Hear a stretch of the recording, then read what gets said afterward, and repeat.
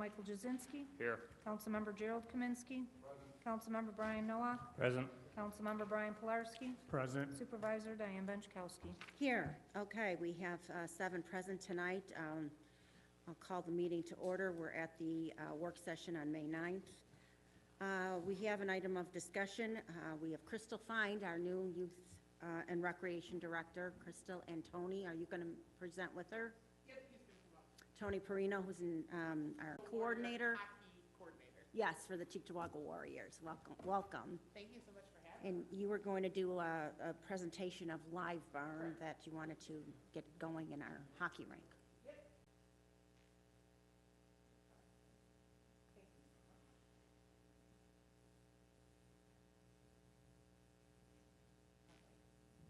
So we're here to talk about Live Barn, a streaming service that we want to bring to the Cheektowaga Ice Rink. The contract is with Live Barn still because there was a few tweaks that needed to go through, so the contract will be coming through at May, but we're here to talk about what's going on and what we're hoping to be able to install at the rink. So, sorry, I don't, hold on, sorry.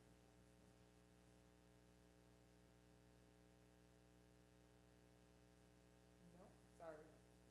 It doesn't like me. Every time I click it, it keeps moving forward. Can you move it back for me? Thank you. Yeah, I saw the, I just wanted to keep moving. So yeah. what, one of the things, let's see if I can make it go forward. Okay, that might be why. And I'm also an avid clicker, if anyone else is, you get frustrated, just keep clicking it, so my apologies.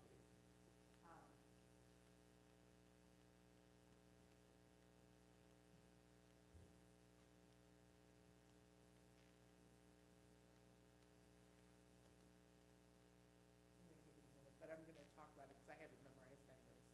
So looking at Live Barn, one of the most important parts of Live Barn is the subscription fees. So the cost of the town is quite minimal. We're just looking to install a new data line.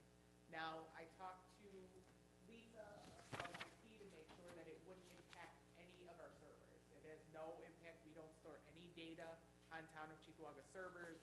If Live Barn got breached, it would not affect any of our servers. It couldn't corrupt any of the Town of Cheektowaga files. So it's completely separate from anything that the Town of Cheektowaga is doing. All of the videos, everything is housed by Live Barn, not by us. So that's a big part of it because it won't affect anything that we have. And then When, it really doesn't like me. It just keeps, every time I click it, it goes through. Thank you. So the subscription fees, once people subscribe to it now, everybody gets a 10% off code. So anyone who uses Cheektowaga's Live Barn account will get 10% off their subscription fees. And then in return, we get 30% quarterly subscription revenue. So they would send us a check every 3 months, 30% of the revenue based upon our subscriptions. So we're looking at it on the low end, you're looking at about $1,500 on the low approximation every 3 months during the hockey season. Now, the benefits of this, it's used for safety. I mean, we all know during COVID, people that weren't able to come into the rink. This gives grandparents and anyone who is compromised the ability to watch games live as it's happening from home. It also takes a little pressure off of the rinks. As everybody knows, wear and tear is great. So the more people you have in the rinks, the more wear and tear you're going to have. Along with increasing safety, because where Tony wants to put the video, you can see the crowd. And if anyone's been to a hockey game, you know those parents get rowdy. So sometimes it'll be nice to be able to take a look at if there's an issue, you can see the crowd, you can see the people in the ring. Along with increased safety for players. If you have a player who's constantly being disciplined, it's a way for them also to pull that for disciplinary meetings, so then you can look and see, along with on the other side of it, if a player is unjustly disciplined, you can go back in the videos as well. because you do have a 30-day bank of games that you can hold on to. So you have 30 days to go back and review it. We have the enhancement of the player performance, because coaches are able to go back and give actual critiques of in-game play, which anyone who watches the NFL knows how important game film is. This creates the option for game film for our players who are young, and we all know the younger you are that you're starting to fix those bad mistakes or those bad habits, the better you're going to be. So again, there's a lot of really great things, and I think especially the benefits of it being 30%. I've talked to a few of you about 30% is such a large number. I mean, it shocked me that any company is willing to give 30% of their revenue. And we're starting to become oversaturated. Here in Western New York, we have a lot of Live Barn. Almost every rink outside of us has Live Barn up and running. I looked at the 173 rinks in New York State so far have signed up for Live Barn. And with that number, I'm afraid when it becomes oversaturated, all of a sudden that 30% is going to drop to 15, drop to 10. I'd like to lock in that 6 years when we're at 30%, and they are sharing a larger amount of revenue. Again, the cost to the town is also minimal. All we're looking at is that we pay for the cost of the data line to be installed. Lisa and I have talked about, there was talk maybe we could share bandwidth, but it really makes more sense because of the technology that Live Barn is bringing, that they'll install their own data line. So we won't have an upfront cost. We're not writing a check out of pocket. They'll take that first subscription payment, they'll take the money from there. So it's not a guaranteed $1,000. It depends on what they have to do to install the line. So, but their approximation is around $1,000. We would just take it out of that first quarterly payment. As you can see for the subscription options, parents have a lot of different options that they can sign up for. There's basic and there's premium, there's monthly, and then there's yearly. So there's a lot of different options they can have, but it does also allow them to be able to share the 30-second clips. For anyone who has kids, there's nothing better than sharing on social media your kids scoring a goal. This gives parents the opportunity to do so. And the nice part is the dual users for the premium. You grandparents can jump on, parents can jump on. And again, if we decide to move forward with it, each of our hockey players get a 10% discount on top of that. So this is just the flat rate if parents don't have a subscription code, but with this, that gives them 10% off. And this is the largest streaming service available for sports. It's not just hockey. It's volleyball, it's tennis, it's baseball. They're hitting all of the sports now. So this may be a possibility in the future for other sports too, whether it's just hockey or if we're able to start looking at the baseball diamonds at Lawson and things of that nature. Excuse me. We also, Make sure you talk into that microphone. I should have you both. we also, in the summertime, Monday through Thursdays, have adult inline that we rent out that people can use. I spoke to people at Northtown Center because that group does it at Northtown Center, also in Amherst. And also on Sundays from like 12 in the afternoon till like 7 at night, we have professional ball hockey. And these are players that are coming in from Canada all over the place to play in a league at our rink, where the biggest request I've had from parents in our hockey program is, when are we getting Live Barn? You know, like I said, there's pros and cons to everything, but in this case, there was a lot of pros. And the biggest thing is you can control a lot of things. You can control shutting volume off, when we want it on, when we want it off, that type of thing. And like I said, the elderly. My grandmother wants to see her grandson play hockey. She can't go to a rink, sit in a cold rink, you know. Click on the TV, you can see it on your phone, you can see it on your iPad, you can see it on your computer. So. No, I appreciate it. I didn't even think about ball hockey. With that being, we do during the summer with the sport court being in there. And Tony brings a really good point up because that has come up with the audio. Shutting the audio off so that we don't have mic just running at all times. And also it wouldn't affect public skate or any time that it's not games. We're only looking to stream during game time. And Live Barn has that opportunity. Yes. How many different camera angles do you guys have for this live bar? That's a great question. It's actually, this video will show you, it's the technology, it's one camera that actually tracks the puck. It actually follows the play. It's better than some. Yeah, It's so- weird. Don't ask me how it does it, just does it. That's why I put the top 5 plays, actually one of our local rinks is in this top 5 plays, feed, and you can see it actually follows the puck. That's how it controls it. It's just one camera that moves and follows the play. Can you click on that for me? I'm afraid if I hit my clicker, it's gonna move forward. So you'll see in here that as they're going through, it literally follows the plays around.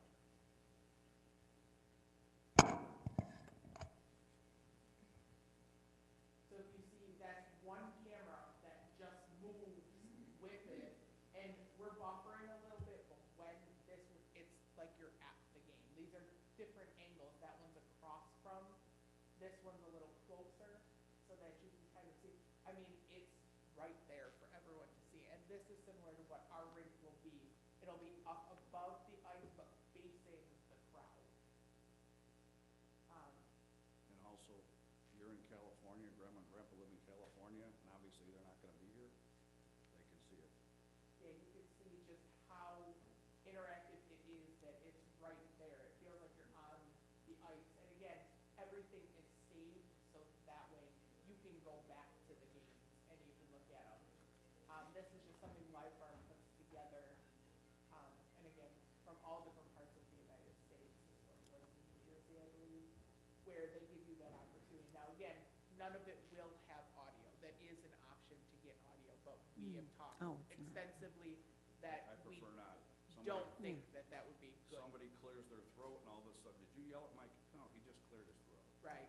Just to make it so that there's no question on that. A lot of them don't have audio, it wouldn't, that wouldn't be something strange. A lot of them have no audio, but it would only be that one camera that tracks the pockets. The other places, I know, because a question had come up about different towns. But West Seneca, I wanted to put West Seneca, Tonawanda, and Amherst, this is how they promote on their websites. So that would be, obviously, Live Farm is a part of USA Hockey, which is what we're a part of as well. So seeing that everyone puts theirs on social media, because that is a part in the contract, if you don't advertise for Live Barn, if you don't say that your rink has it, they can cut your subscription percentage down.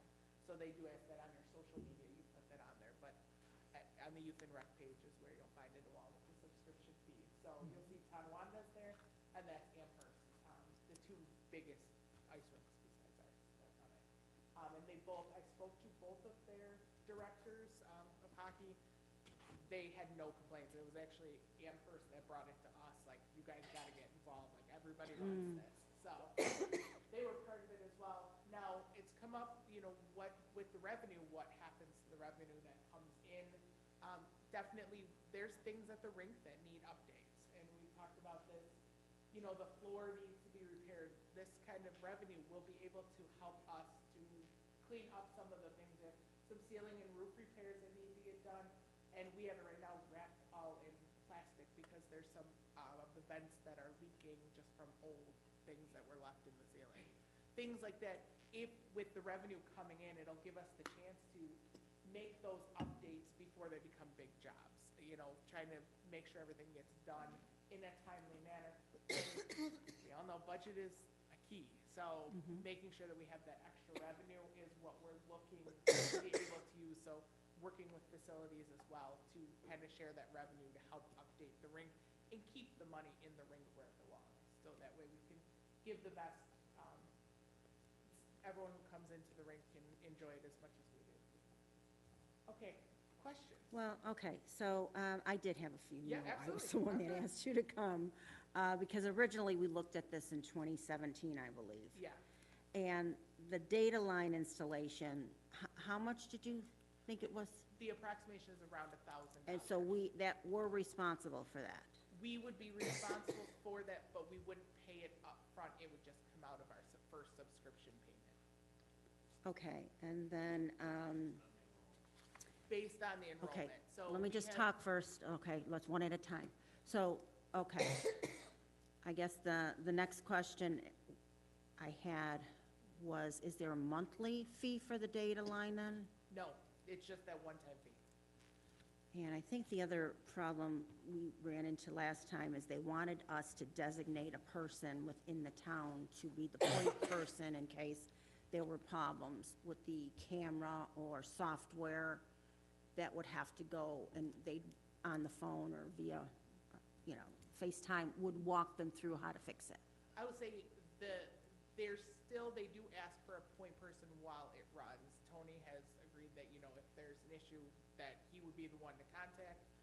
But they do all of the customer service. So if someone's having issues accessing it online or anything, that wouldn't be Tony. They call- No, I'm they call talking Live Barn. technical. Yes, if there was a technical issue, but if it was a broken camera or something, they send someone out to fix it. All the installation is from here in Western New York. They have, their guys come in. We've been contacted by 3 different independent people for Live Barn to come do the installation when we're ready. So they have. Yeah, but I'm just concerned about, you know, if there's technical issues, whether it's with the camera, software, how it's running, or whatever, Tony will be able to do that. Yes, Because Tony we would don't be- have anybody in IT. No, correct. Tony would be the person. IT wouldn't need to be involved at all. Okay, all Because right. if it's something that they need to fix, they send someone. That's not on us to do it. Tony would just And be I able. would deal, because I'm doing the schedule all year round for the ring, so I would set up something, okay. Yeah, take care of it. perfect. And then, do we control when the video is taping? Like, they can't just start Correct. taping when we have It's- something else in there? Yes, we would be able to set up a schedule, like since we have hockey running from, let's say, 6:30 to 10:30 games, it will only be on from 6:30 to 10:30 on Monday through Friday. And then Saturday, we have games starting at 8:30 PM. on And let's say Saturday. for something, there was a problem, there's a storm, okay, and we had to cancel the last 2 ice times. Click the button on our phones and it shuts it right off. Oh, Yeah, good, it so you have has that its own control. app. Shut it off anytime you want. Oh, all right, so through the app, you can Correct, yep. shut it on and off? Good, good, good. And how about closeness and farness? I noticed it would go close and far. We don't control, it depends with Live Barn where they're putting, where we designate it to go. We'll go on the opposite side from the It'll zoom bleachers. in a little bit, like if you're, Yes. it basically will move this way, but if you're going to the right, it'll zoom in slightly, but not like Full right down. forward. You wouldn't be able, no one can control that side. It's all the camera and their technology. Okay, and one camera, only Correct. into Yep, the it's ring? just that one, yep. Okay, good. Okay, I'll open it up. Councilmember Jazinski, you wanted to speak? Yeah, you already answered my question. I'm thinking if my child scored the goal, can I zoom in and get it? But you already answered it. You're limited to how much you can zoom in. Correct, I mean, yes. you'll still clearly be able to see that he scored the goal. In other words, it won't be like he's across the street from here, like what you did. Yeah. And once the parent users get in, I don't know if there's a feature where you can crop and cut so that you can isolate your child. But I know I've seen it on Facebook, the 30-second clips that you're able to make are really cool. Yes. And that's the nice part too, with the 30 days, if you're working and you can't watch that one, you can watch it the next day, which is, I find, very helpful. Does it have the clock on it? I didn't pay attention, but does it have the running clock on it and Yep. all that? And Yep, all of that is on there, yep. does it say what players are on the ice at the specific time? It No, it does doesn't. not. No, it doesn't. They don't, like, there's no speaker, if you will, like running names or talking about the play. There's no announcer. It's just the feed. No, it just shows you.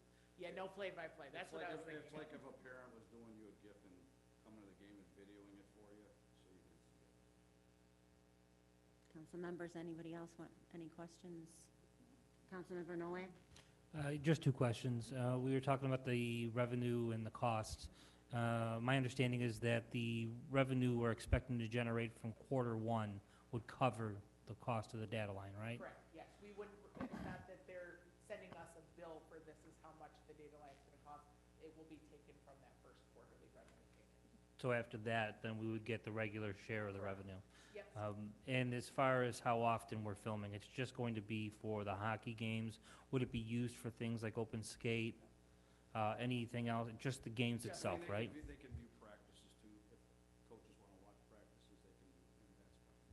Right, but it won't be anything public, Yeah, it won't like be we won't, anything- public yeah. skates or special events or anything like that. The cameras will be off except for when it's hot. And it wouldn't run 24/7, exclusively those games, okay. Correct. Yeah, we didn't want to put the public and put public skate on there. We think that, just for games. You can actually, like I said, program the timing, Monday at 5 o'clock till 10:30, whatever you want to do, or you don't start till 8 o'clock on Tuesdays. Okay, Crystal, Yeah. Councilmember. what's the Kaminsky. time frame that you need to lock this in? Their live barn's ready to go. They were just fixing the contract to include Town of Cheektowaga instead of venue owners. We're getting that back, and then we will send it in for the next board meeting. And, to install, like I said, they keep calling. They're like, we're ready to install, we're ready. We said, hold on, we just gotta get approval first. So it'll be quick once the approval goes through. Well, the biggest reason I'm concerned, the 30% to me is a home run. Right, Absolutely. I was shocked when I heard about that one. I didn't think anybody would pay 30%. Even as a businessman, I wouldn't Right. pay that much to anybody. right. But I'd rather see it get locked in sooner or later, so we don't lose it. I agree. I think, like I said, we're just waiting for them to send the final thing so that we can sign it at the next board meeting, and we'll be set to go, as long as it gets approved. As I did mention before, it is a big request for the people in our program to do this. Like I said, I've heard every excuse. With the grandparents, my wife is working 5 jobs, and she can't get out to the rink because she's got to run with the other kid. So, there's a lot. People are definitely looking to subscribe. I'm going to call on our attorney, Duziak, and make sure you use your mic. Tony, I just want to give my 2 cents because I am a subscriber. My son, he plays at Holiday, and now he's a Warrior under Tony's tutelage. And we use Live Barn all the time if we can't make it, to a game or a family member, but like grandparents, relatives, I mean, it is a big hockey community, and nobody wants to miss a game. And being a Warrior now, we're looking forward to it, so we hope, at least our team, we hope we can utilize it and, and our relatives and stuff. So thank you for doing that, because everybody is looking forward to it. Any other council members? All right, Councilmember Jazinski for the second time. Go ahead. Is this just exclusive to hockey, or would we be able to use this technology, say, for the football team? We would be able to, that's the nice part, and I didn't know this till I started really doing extensive research, that Live Barn is for every sport. Any venue, they can do the same thing, and they offer subscriptions. It's big in volleyball. That's been the newest one after hockey. The volleyball courts, Live Barn has been really big on. So if in the future that was something we were interested in, we absolutely could add that on too. I'm assuming baseball diamonds especially. Yeah, it's becoming big everywhere. They've been in business since 2014, so just keeps growing. People just can't be in one place at one time. That's the biggest problem. Yeah. One of the pros from COVID is it's really pushed the streaming service for kids' sports. Wonderful. Any other council members? Well, thank you for the wonderful presentation, and we're looking forward Thank to you. it. I think it'll hopefully work. Send us the contract if you could a Okay, little I ahead will of as time, soon as so I we get can that. Yep. Thank you. take a look at it. Thanks. Okay, next we need to go through the resolution items.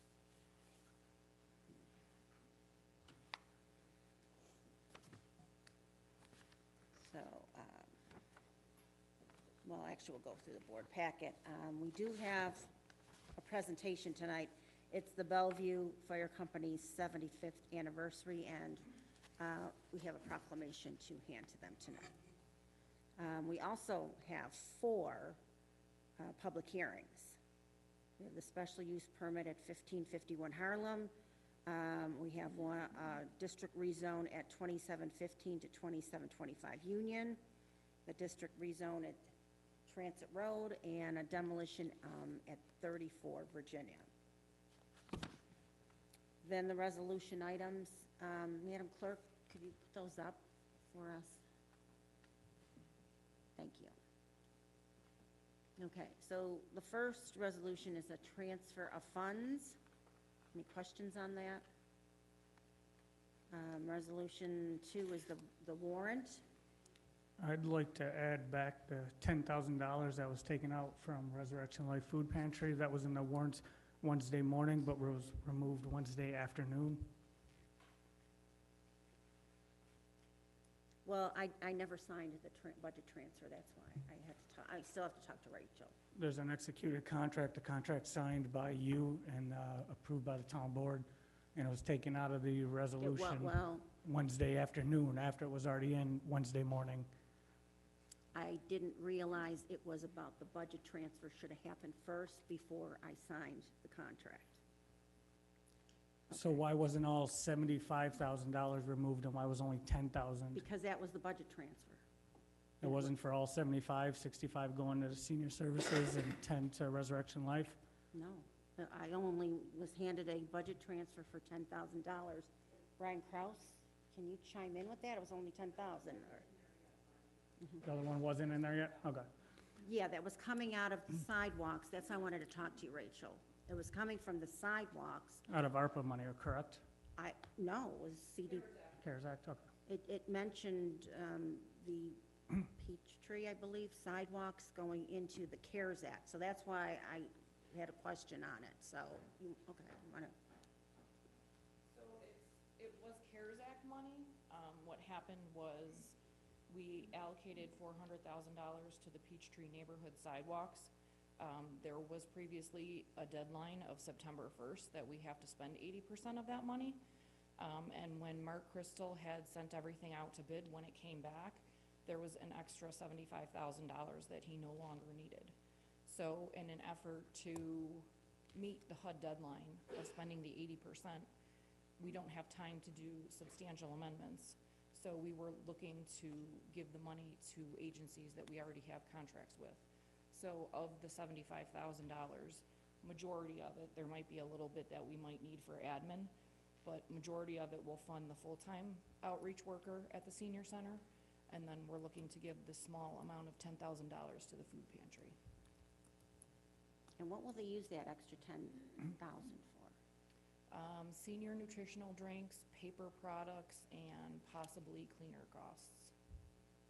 Because they are still having to clean the pantry to keep it safe for people to come through.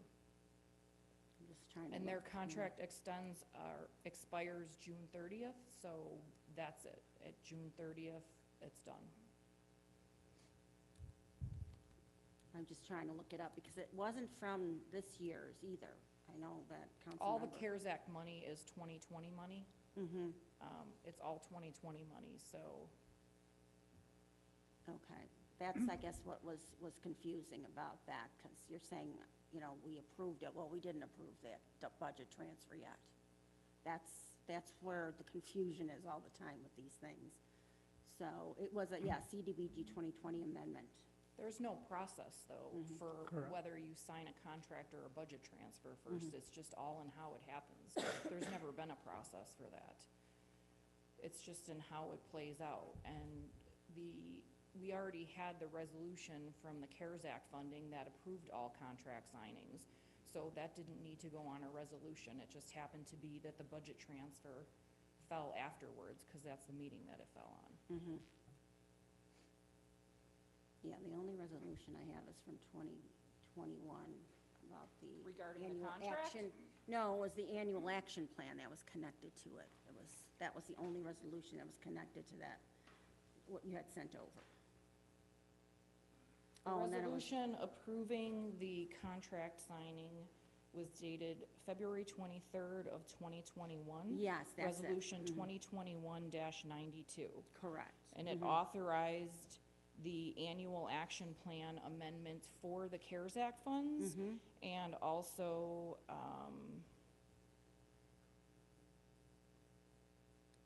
I think it might be as part of the original resolution, authorize and directs the town supervisor to sign all associated documentation. And that was for the 2020 to 2024 5-year consolidated plan? Correct. Which is resolution 2020, well, the consolidated plan is resolution 2020-90, but each year for the annual action plan, there's also a resolution for each action plan. Yeah, but what I'm saying is I was only given those two things when this contract came over. We sent over the law memorandum form that was requested that has everything outlined here that says that the funding was to go to Life Impact for $10,000, in addition to the 2 resolutions in the contract. Yeah, but the 2 resolutions that you sent over didn't explain the impact life. No, but the memo that was requested that we fill out that was with it. Right, but all I'm saying is the board did not know that we were doing that unless we do the budget transfer first. And there was no resolution saying sign this new contract with. But the budget transfer was on the resolution to let the board know now to vote on it. Right, but you sent the contract over for me to sign sooner than the budget was. And I had questions about how do you take money for sidewalks and move it to But I CARES never Act? received a phone call about that either. I did, I called, but you weren't in that day, and then I've Mark been. Crystal received several phone calls. No, and I've asked Dale. Dale received a phone call, and she was told that you would reach out the next day, and I never received a No, phone call. and It was I got Friday. caught up with other things, so, that's why I thought, today, it's just gonna have to wait till the next meeting.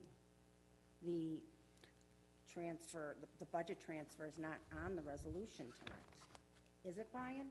The It transfer. was, Yeah, but it was pulled. yes, because I didn't sign the budget transfer yet. Because I did want to talk to you, but unfortunately, your schedule and mine didn't line up, so we'll have to talk about it. So we can get that taken care of. So can we talk about it now? It's a work session, so we could address this issue now. I mean, $10,000 was taken out of Resurrection Life Food Pantry that was earmarked towards them from a transfer from sidewalks. We could all agree on that. None of us, the council members, didn't know about this being pulled out, except that I caught it from the agenda that was sent out in the morning on Wednesday, and then the warrant was different in the afternoon when another one was sent out. So then I asked for an audit trail to look at when things were changed. Because I didn't sign the budget transfer, Brian. And you'll have to take a look at, these resolutions don't specifically say that, so the board doesn't know that this stuff is happening behind the scenes. The only thing you guys approve is the budget transfer. Just so you know, there's nothing happening behind the scenes. We have public hearings Correct. several times a year that we go over all of this, so there's Right. nothing going on behind the scenes. No, but they had approved a certain amount, and for me to be signing this stuff, that is nowhere near what the resolution says. We're having every other department put a resolution in for me to, sign certain things. So this particular amendment there was never a resolution. I just have a quick question relating to that then. We have another budget transfer on this same meeting, transferring money Correct. from one program to another. So what is the difference? I don't remember signing that one either. Did I sign that? So we have the domestic violence transfer. Is that the one you're referring to? Correct. Correct. So this is That standard was a- operating procedures, the way it's always been, at least the 3.5 years I've been on this board. This has been the operating procedures of it, and now all of a sudden, one agency is pulled out of this whole transfer in this amendment here, and in my opinion, targeted. I mean, why is that 10 grand pulled out of them and Your not? opinion is wrong, Councilmember. Okay. Okay? I'm going to send this to the town clerk so she can put it up so everybody can see what I get. I mean, there's really, this was the 2020 Community Block Grant Amendment that we had already signed, so I don't understand. Authorize amendment to the 2020 Action Plan. Hold on, Councilmember. See if Kim can put this up. So,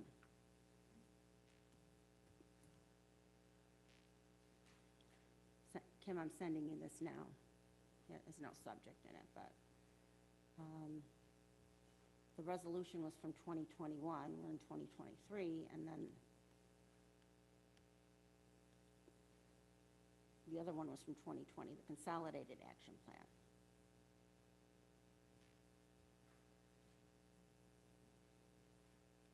So there was originally, you know, we had an action plan that we all knew where the funding was going from 2020 and 2021, but then all of a sudden these things start changing. And that's the part I was unsure of how that all happened, and that's what I wanted to talk to you about, is how did it go from sidewalks to the CARES Act?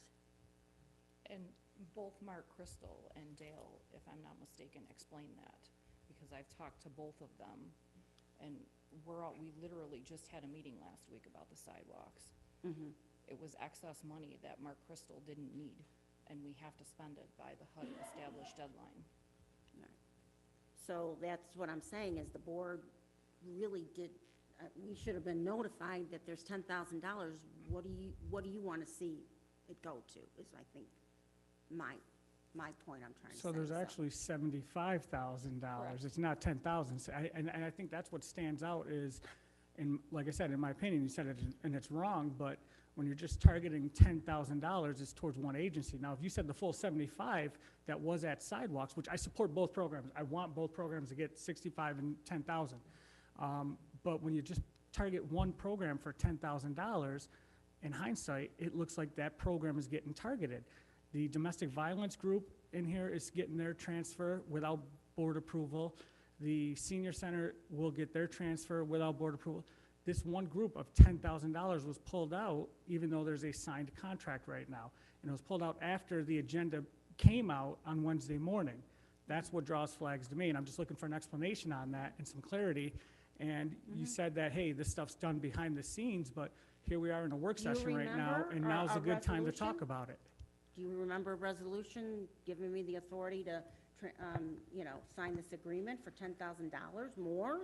I don't remember a single resolution on my 3.5 years here showing transfers from HUD dollars within the HUD guidelines of human services or within the communities that are covered by HUD. I I have don't the recall one resolution right resolution on here. that. Yeah, okay, so can you scroll up, Kim, because then it does mention the resolution 2021-92 was, 2021-92 authorizes the amendment to the 2020 Action Plan for Community Development. But the actual resolution directing and authorizing the supervisor to sign all related documents is Resolution 2020-90 from okay, so that's February the next 11th of one then, Kim, if you 2020. scroll down. There it is. And this is how it's been as long as I've been in community development, since 2013. We followed the same process. HUD dictates what the processes are. We have a citizen participation plan that outlines the process that we have to follow. It's not something that we make up as we go along. There's a detailed process, not only that HUD establishes, but that we establish, that we report to HUD that we have to follow. Right. But I already initially signed all these agreements. That's mentioned in that resolution. Correct, And this is an additional one, that's all I'm saying. yes. So, Brian Kraus, the budget transfer, where is that then? Like, that's not in the resolution then?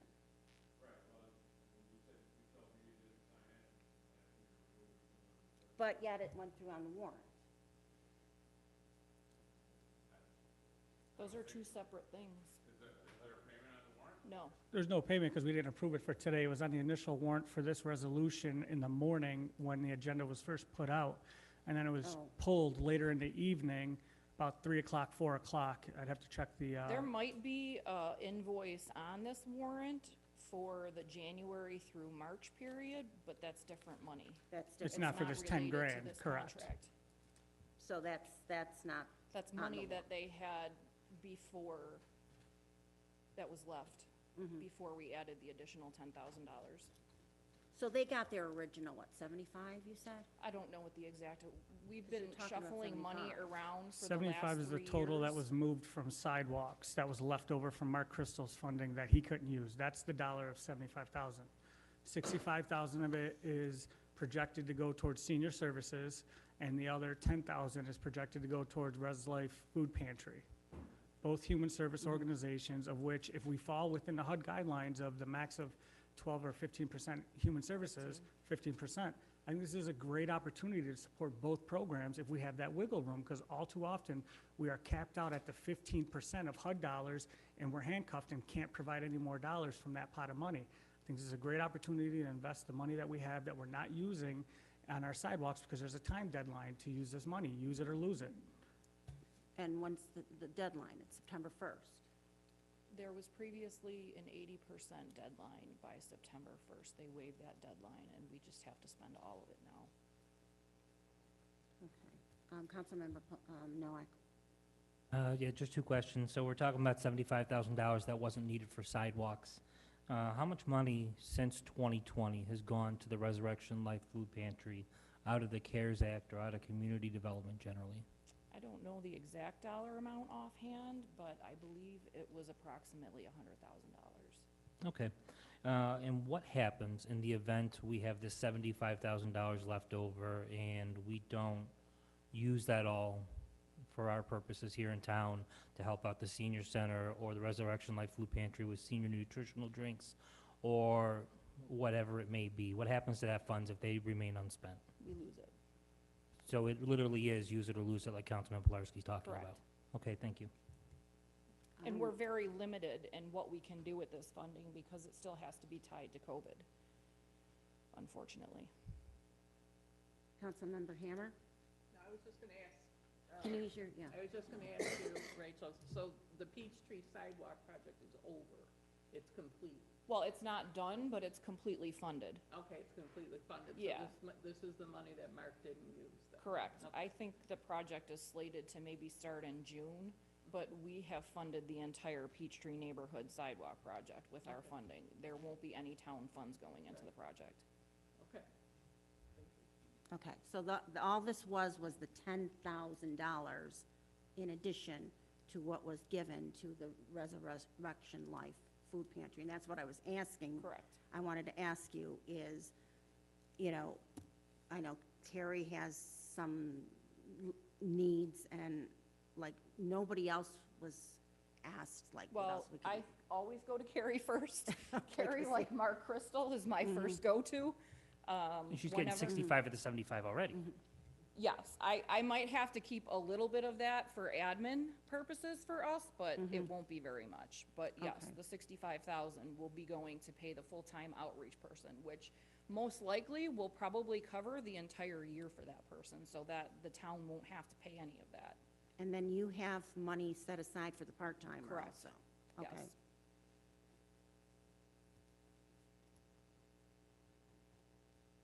Okay. So I have to see exactly what, can you put that resolution back up, Kim, the 2023-259 that we are just going through now?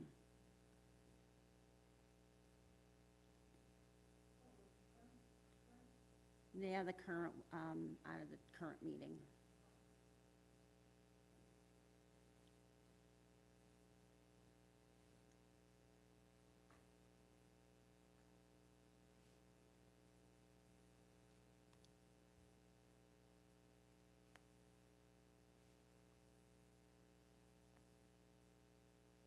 All right, is the one, the transfer funds?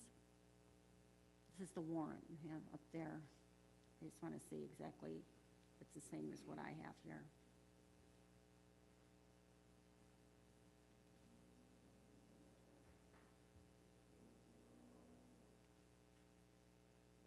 I mean, all this could have been taken care of with a phone call to me. It seems like you're very well prepared to put me on the spot here today instead of calling me ahead of time. Anyway, so we have the Youth Department project, 2,000 and 4,000 going into field trips and softball expenses, and then we have the domestic violence program, you're taking 174 and putting into housing rehab, right? Yes. So where did you see this money on the warrant that, It was on the warrant Wednesday morning, for 75,000? 10. 10. So that was the one I didn't approve yet. That you Because I'm- asked, you asked finance to pull out of the warrant later in the day. It was probably, the transfer, yeah. The transfer Oh, the resolution. resolution, because Yeah. you're talking about the warrant, Sorry, so I was the confused. transfer of funds, yes, The sorry. budget transfer funds, yeah, it's just a technicality that I didn't sign it yet. That's all. And it's sitting on my desk because I wanted to talk to Rachel about it. So you're making a mountain out of a molehill here, It's, you know. there's history there, and that's why I asked, because there's Res Life Church, there's a history. And to see the 10 grand removed from there without talking to any other council members or board members or anything, it's, flags went off. Well, wait a minute, flags go up to me because nobody was talked to about using that for that. Like, what are we gonna do with that extra 10,000? That's why I put it on the side. But then why would you be okay with the transfer of domestic violence funds? I'm not. I Don't- didn't don't- sign anything. I did not sign that budget transfer. My point know is, where it is. one group was pulled out of it, and that's my concern. I personally would just like to see it put back in there. If I'm the minority of the group here, I could accept that. But if there's a majority that supports that, I would like to see Well, that that's nice to 10,000 know put back now, in. but I didn't know that when that showed up on my desk, is what I'm saying. Okay? So it's nice to know now that everybody's in favor of giving that money to impact. That's fine. So we'll do that at the next board meeting, which will be plenty of time before the deadline, and it's $10,000.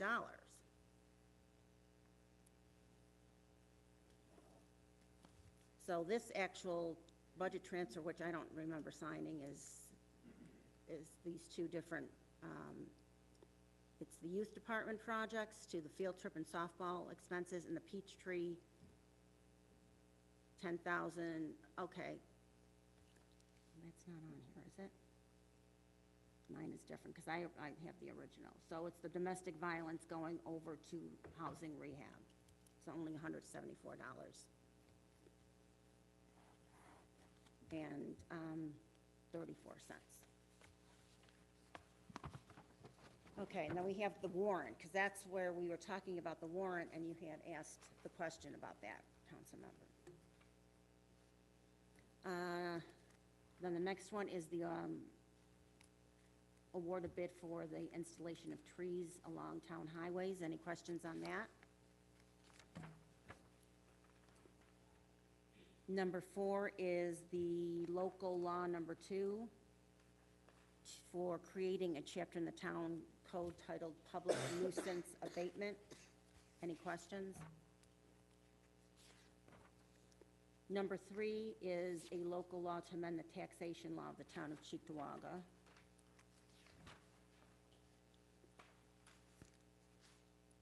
Number 6 is the tax exemption law for senior citizens, the income eligibility level, and the percentage of partial tax exemption for persons 65 years of age or older. Any questions?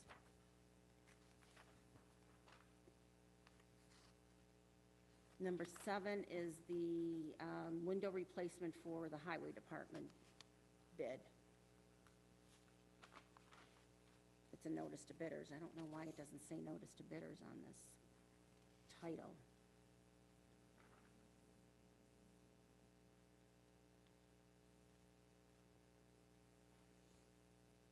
Okay, I'm a mover on this resolution. I really think it needs to say the notice to bidders dash celestial window replacement for town of Cheektowaga Highway Department, bid 2023-22. Because it's really not approving it tonight.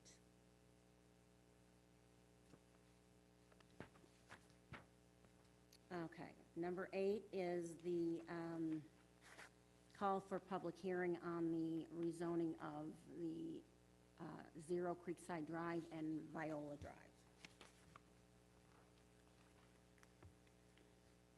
9 is the electrical modifications to the existing elevator located in Town Hall. The only thing I can say about this is I did talk a little bit, okay, so Mark's here and John. I did talk to Bill Graysick, because he works closely with the town electrician.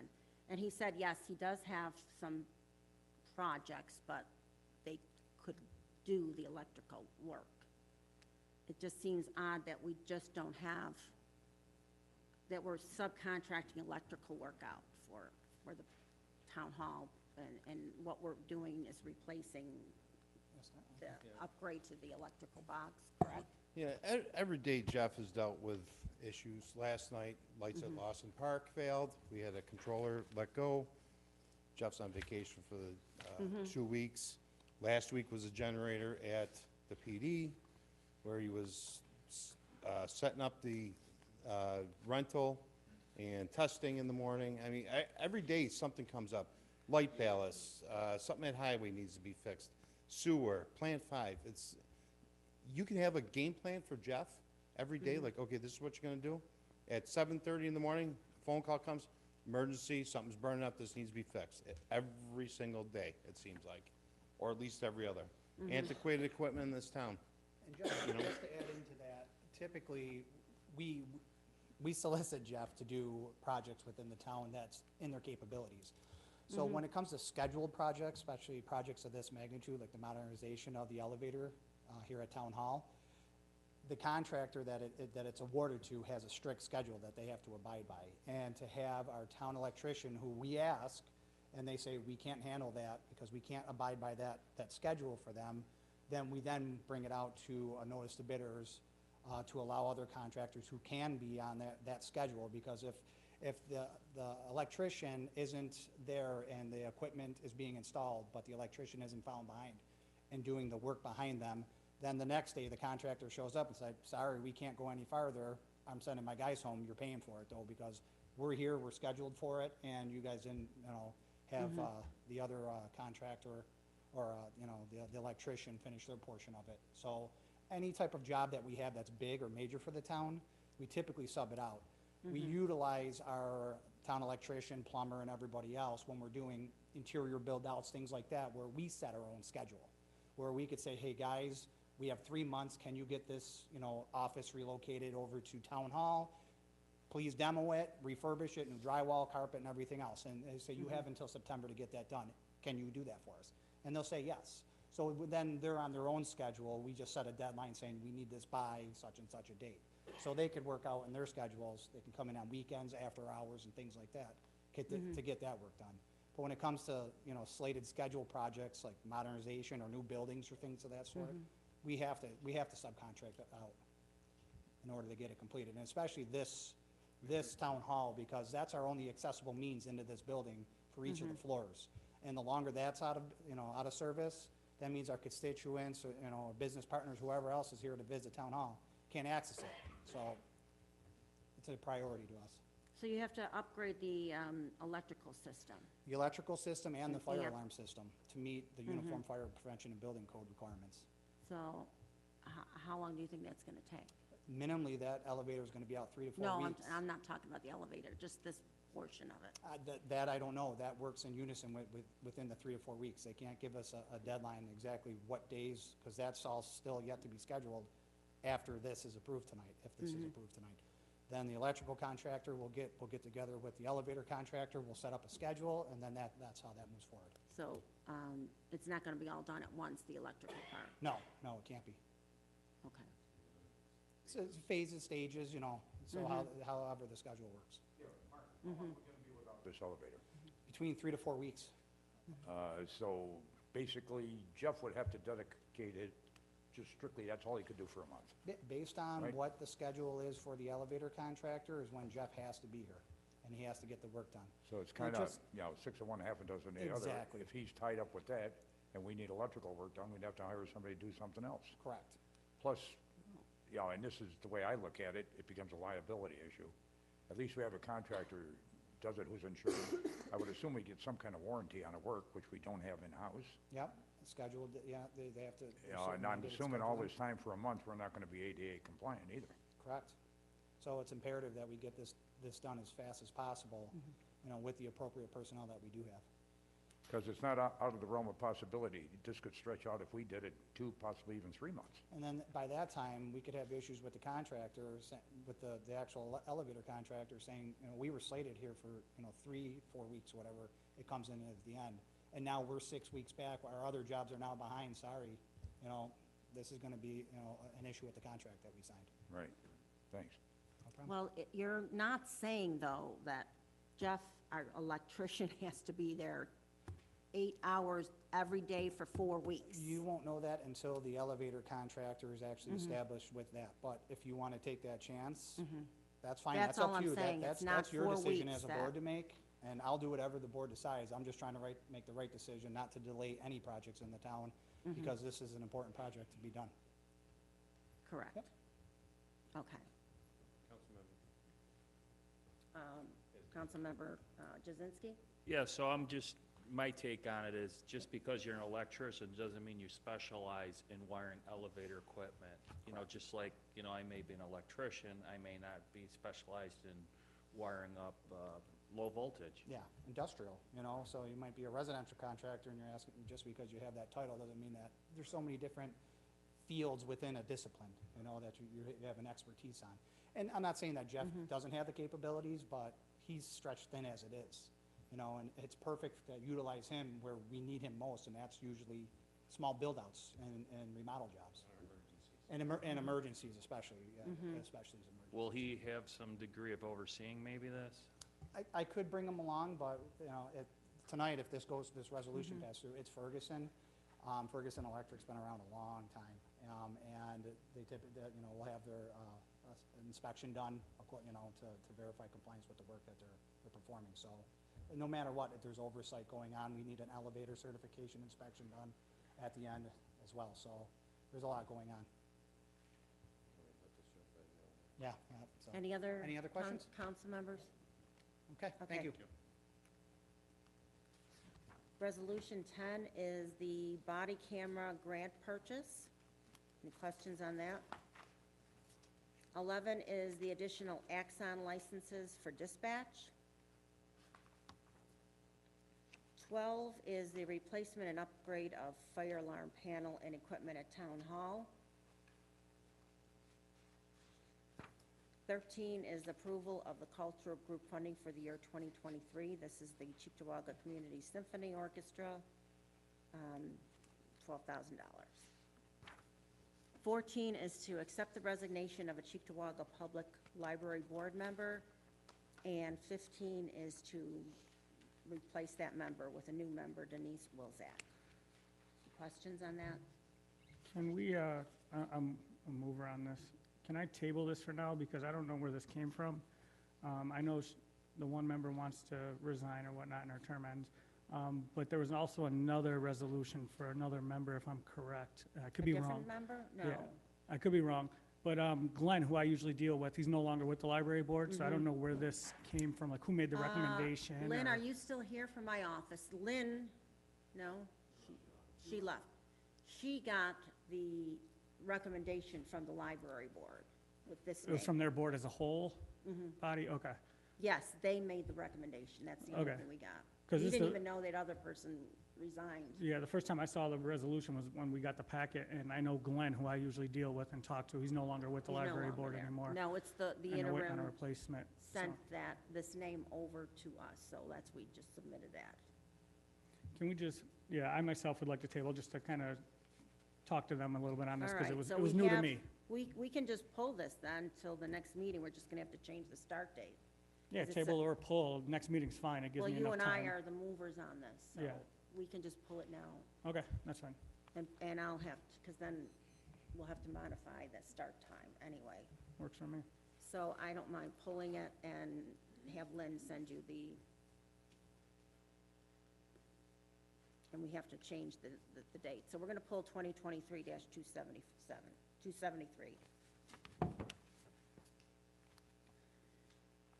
Next is Resolution 2023-274, the permanent location change of town board meetings. The town board is saying is agreeing that the Justice Court 2 will become the official permanent location for all future town board work sessions and special meetings. Any questions on that? Here I go again. All right, I don't want to be the pain. Councilmember Pilarski. But I'm all for going to the courts. I want to be in the courts. I think it's better than here, but I don't think we're ready yet logistically. I think we need to be on the same pages with the judges. I think we need to be on the same page with the clerk, IT, planning board, zoning board, ethics board. There's so many moving pieces to this that I think we need to iron out and address before we vote on it, or give it a future date. But I think May 23rd is way too early to make that change. IT can make that change happen in an hour just by bringing the sound bar over, but I think there's so many more moving pieces to it than to just say, hey, we're gonna start there on the 23rd, and I don't wanna disrupt operations for the court system if they have future plans with a new judge in there, maybe they have housing court planned or youth court or whatever. I think we need to talk about this and iron it out. We started that, and then we all decided, okay, we're just gonna keep things the way they are and move, you know, CDBG downstairs and all that stuff, but I think if this is the route we're gonna go, I think some further discussion is needed, in my opinion, so I'm not ready to approve this tonight. So if we table it, or pull it, or change the date to a couple months out, I just think there's got some work to be done on it. Okay, so Lisa, how long do you think it would take you to at least get us somewhere where we could run meetings out of the courts? Mhm. If it wasn't May 23rd, I mean, June, the first meet.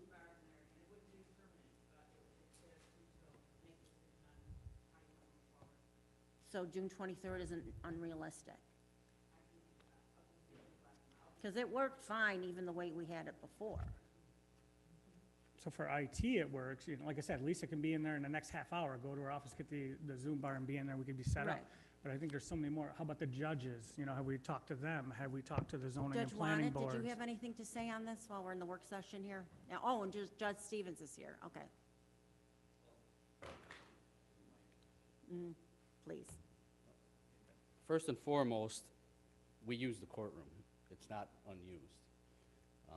Judge Stevens brought to my attention today, the 23rd will be running a jury trial in that room. So it probably won't be available on the 23rd. Okay, it's good to know. We also have a jury trial scheduled for the 7/18. I think 8/24 is a Tuesday as well, I think. There's 7 jury trials, usually one a month, and 6 of them are on Tuesdays, starting on Tuesdays. What time do those start? They start at 9 o'clock and go till 5, 6, depending. Mhm.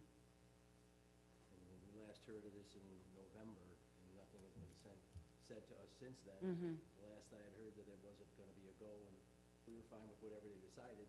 And then all of a sudden, we find out that there's a resolution to have them there, and we haven't had any discussions in 6 months. So 5/23, 7/18, and 8/24, you have jury trials. Keep going, there's more. I mean, I don't know if the board was aware that we use that courtroom. It can't be overtaken. It needs to be set up as a courtroom for majority of the time. Yes, and it will be. We're not making a lot of modifications. Our questions were, how are they gonna do that? My understanding was, when we did meet with everybody, they were gonna build a leaf to fit the 2 tables, and there weren't gonna be any modifications to the bench because we can't modify the bench area. Yeah, we weren't going to modify. It was just that movable leaf that was gonna be moved, and, That was a discussion, but like I said, we haven't heard anything since November. okay. So we were, Councilmember Adams, Acker, wait a minute, Councilmember Hammer. Just so you guys know and everybody else knows, this board knew nothing about it either until the packet came out.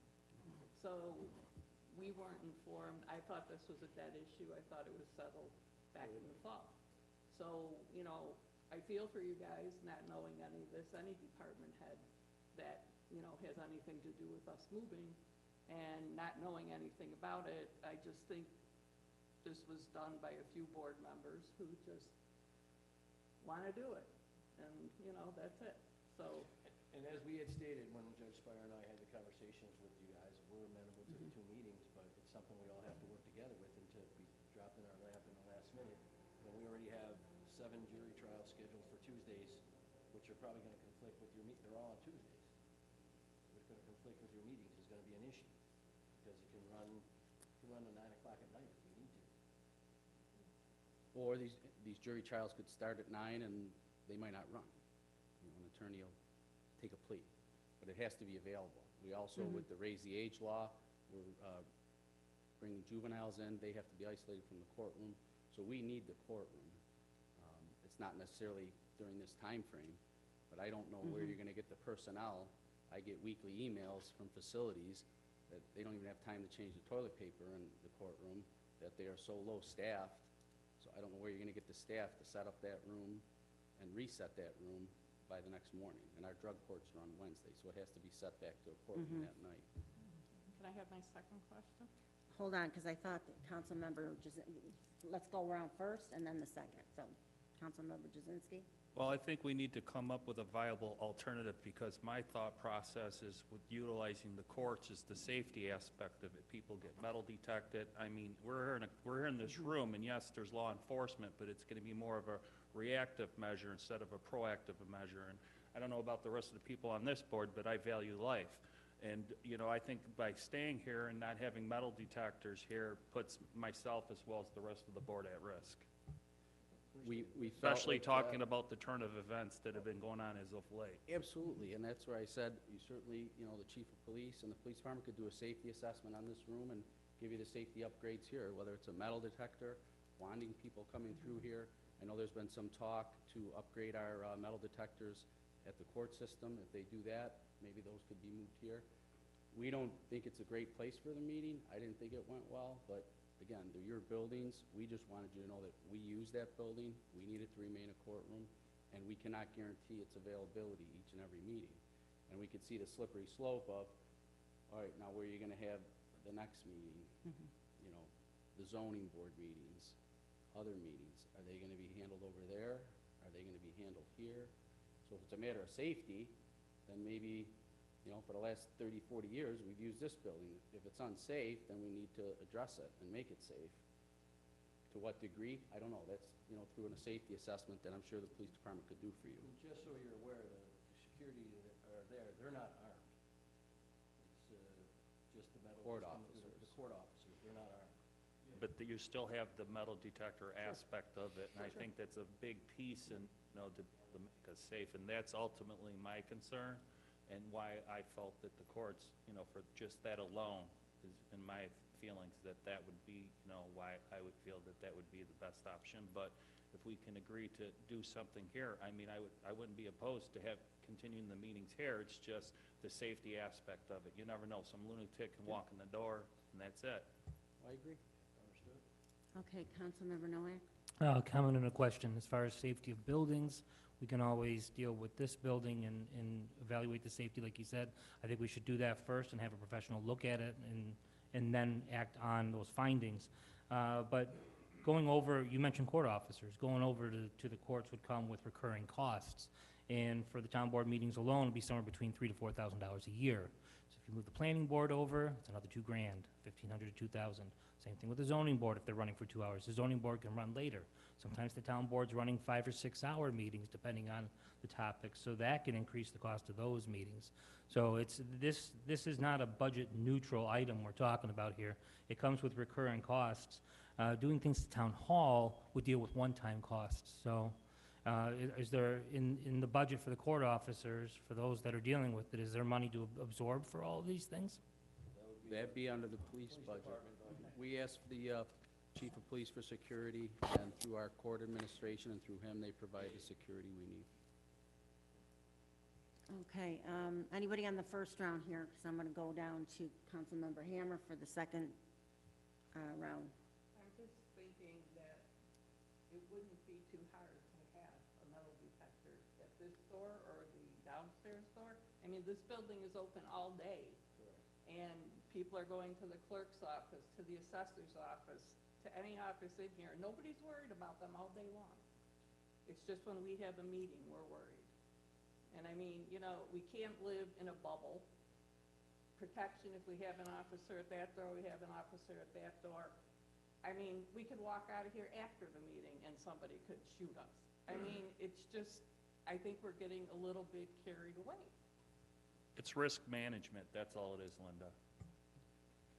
And like, I know from my time in the police department has done threat assessment, security procedures for businesses, schools.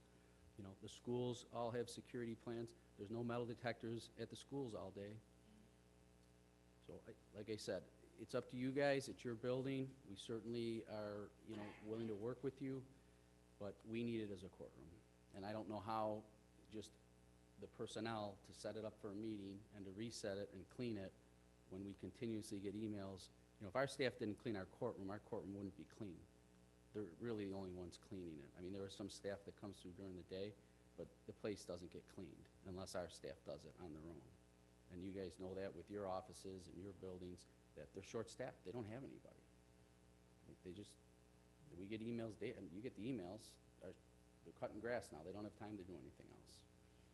So I don't know where you're gonna find the cost of people to come in and set up a meeting and reset our courtroom. But it's up to you folks. If you want it, we're happy to work with you, but I don't see it being a comfortable fit for you. Executive session, you know, when you gotta get together and meet where you're gonna meet, if you need to get papers, make copies. If it's a matter of security, I say secure this place. I mean, we have meetings here for the last 30 years. Do a security assessment, see what you need here, and start with that. Can you get us a list of when these trails are for the rest of the year that you set up? We'll give you what we have, but they come out weekly. I mean, sometimes the lawyers request them, and we set dates, and that's when we're both working. We come in on our off weeks to do jury trials. So Dave's working, I'm working. And this is also, we're not running traffic court right now in the court building as well because of COVID. That could come back as well, and I don't know what night. So you could have another 200 people in the courtroom next to you the night of your meeting coming through, and they line up about 4 or 5 o'clock to get in. You remember those lines? That's not being done right now because of COVID. That could come back. So if Okay. you're in Yeah, if emergency- you could get us that, Okay. yeah, right now, because some of the dates you mentioned, like May 23rd, it is a Tuesday, but it's not one of the Tuesdays we have a board meeting. Same thing with 7/18 is not even a Tuesday. July 18th is, it's an off. Well, the 23rd, I'm sorry, May 23rd is a board meeting. It's 7/18 is a Tuesday, but it's not a board meeting day. So, and same thing with 8/24. So if you could get us the schedule, we'll see how we can work around your schedule. How's that? Sure. Okay? John? I'm assuming that you get very short notice when it comes to jury trials in that room, correct? No, they're scheduled quite a time frame out, but they may run, they may not run. Right. It's the legal system, and I'm sure Mr. Dudziak can tell you. Sometimes they go, sometimes they don't. They could be an hour, they could be 3 days. You know, we could get a call, Dave or I, in the next hour that we have to arraign a juvenile. They have to be isolated in a private setting. We use that courtroom to arraign juvenile and adolescent offenders. We use that courtroom for weddings. I had 2 weddings that were scheduled last week, back to back. We got out of there about 4:30, 4:45. If it's a Tuesday, I don't know if that's enough time to reset that room for a meeting. I don't know. Again, my concern really more is setting the meeting up and resetting it back for court, and once we do a board meeting, what other meetings are gonna come next? What's your planning board gonna say? They want safety and security. They deserve it too, right? The next meeting. So if it's a matter of security, and we're not safe in this room right now, I don't know, maybe we need to bring more police, put your metal detectors, I don't know. That's up to the police to secure this. I think the chief does a good job. I feel very safe at these meetings, you know, so. You're not sitting up here, though. Nobody's mad at you. Oh, I understand. Oh, you'd be surprised, people get mad And at us. in the courtroom, remember, you're gonna be on the same floor as them. And they're gonna be looking down at you. But they'll have gone through a metal detector, so that's the only thing. But thanks get for it. your input. All right, thank you. We'll talk soon. So, Councilmember Jazinski and Councilmember Adamczyk, do you want to pull this resolution? Okay. Do you want to pull it, Councilmember Jazinski, and, We'll pull it, but And I'd then like to- work- we'll work on a resolution to the resolution. and find out Lisa's schedule and talk with the judge's schedule, and then we can submit it again, so we have a better start date. Right, plus, you know, if we're conflicting with their schedule, you know, we want to, I mean, the longer we take, I feel we're putting ourselves at risk. so- Totally agree with you. Yes, we are, putting Excuse me. everybody at. Why don't we get a safety inspection or, you know, before we even waste the time of making the courts go through all kinds of changes, different cleaning, this, that. I mean, another thing is, I think you probably would really have to have a special cleaning, looking under all them benches and stuff for people that were there.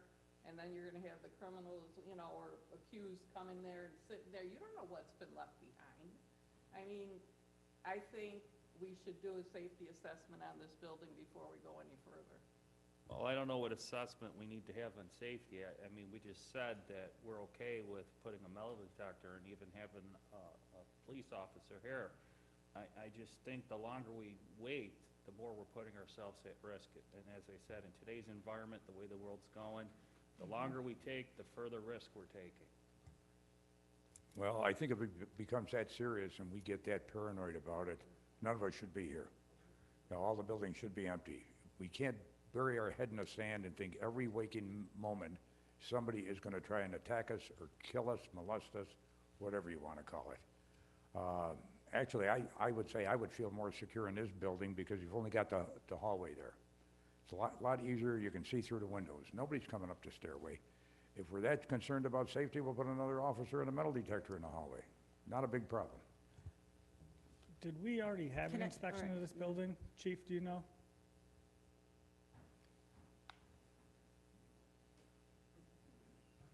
We've done many security assessments of this building. A lot of it revolves around access control for many of the offices, the clerk's office, the counter, that kind of stuff.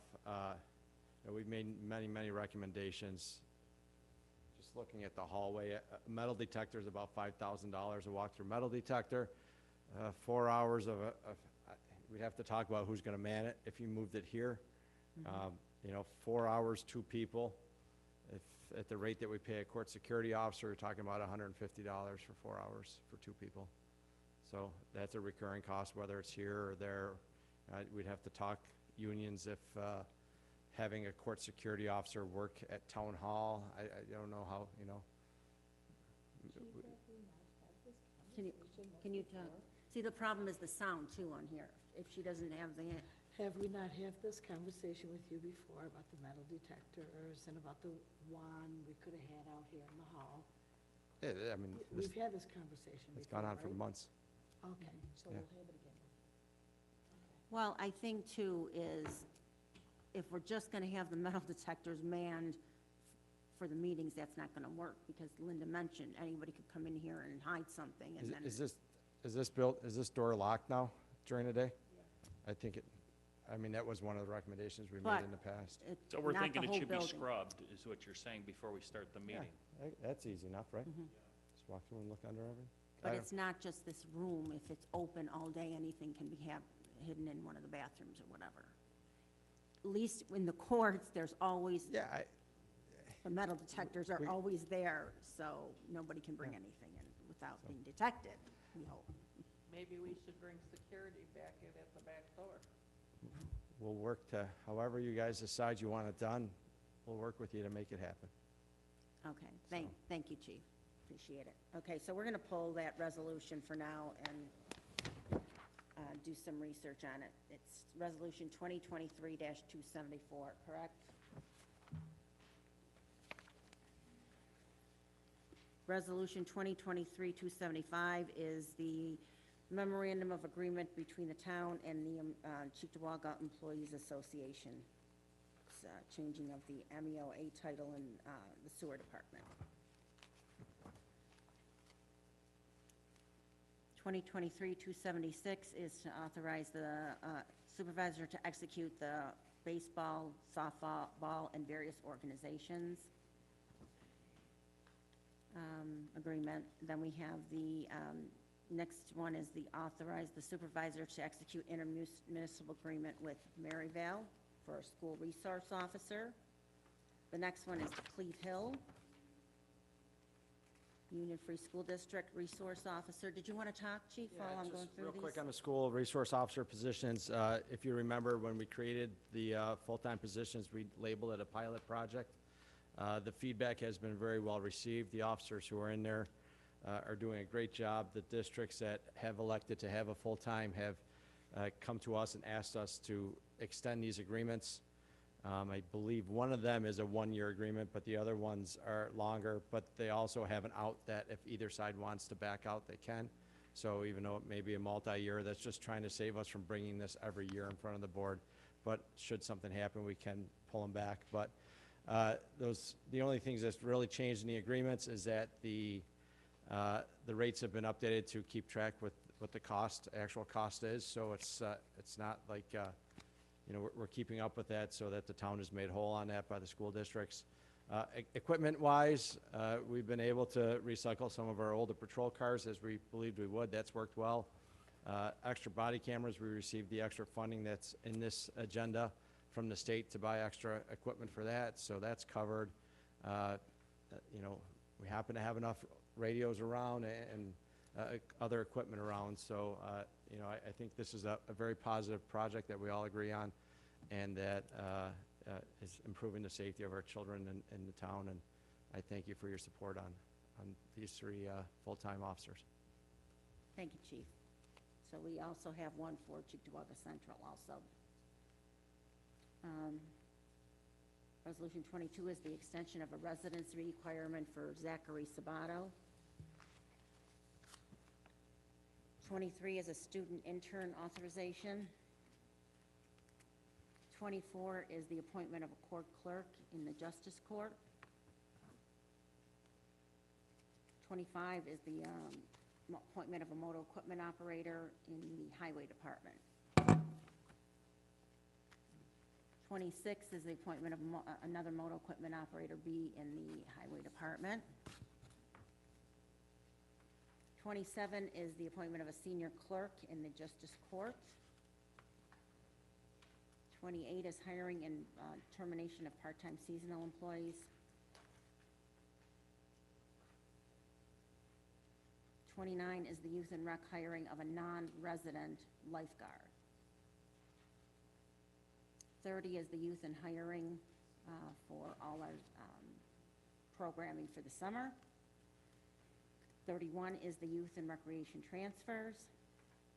32 is youth and recreation terminations, and 33 is a travel authorization for the Employee Relations Department. And 34 is a travel authorization for the police. And 35 is a travel authorization for the senior services. There are also two waiver items. One is the amend the resolution to eliminate fees for the removal and recycling service, e-waste and electronic waste. And two is the execute a memorandum of agreement between the Town of Cheektowaga Employees Association. So this is an additional one for Central Garage. Any questions on any items? If not, we need a motion to go into executive session for captain and lieutenants and TCEA collective negotiations. Councilmember Jazinski, Councilmember Nowak. I'd like to amend the motion to add negotiations with the Cheektowaga PBA as well. PBA. So it should read captains and lieutenants, TCA, EA, and PBA collective negotiations. I have a first by Councilmember Jazinski, seconded it by Councilmember Pilarski. All in favor? Aye. Opposed, motion carried. We'll be back at 7 o'clock for those on YouTube.